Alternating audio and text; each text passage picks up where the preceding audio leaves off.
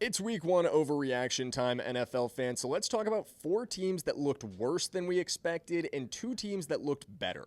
Starting with the Miami Dolphins, and I did a full standalone video on how bad they looked yesterday, but there are serious coaching concerns here. Tua Tagovailoa just looked outright bad. Things need to turn around fast in Miami or this whole ship is going down.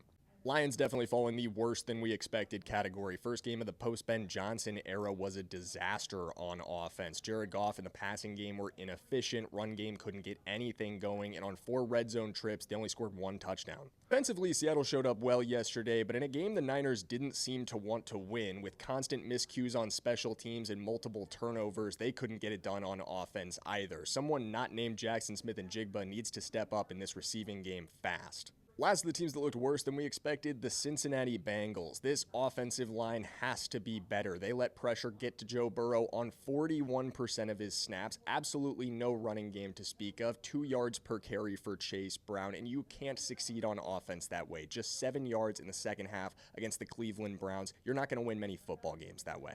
On to a couple teams that looked better than I expected yesterday. The Indianapolis Colts absolutely making that list. 33-8 hammering of the Dolphins. Their run game was nice. Daniel Jones looked excellent in his Indianapolis debut, and their defense was opportunistic. 3 turnovers forced on the first 4 drives for Miami helped bury this thing. And lastly, the New York Jets. Maybe they do have something going with Justin Fields, Breece Hall, and Garrett Wilson. They got into a shootout with the Steelers yesterday. If you had told me before the game that the Steelers scored 30 points, you probably would have expected the Jets to lose by 15, but this game was close until the end.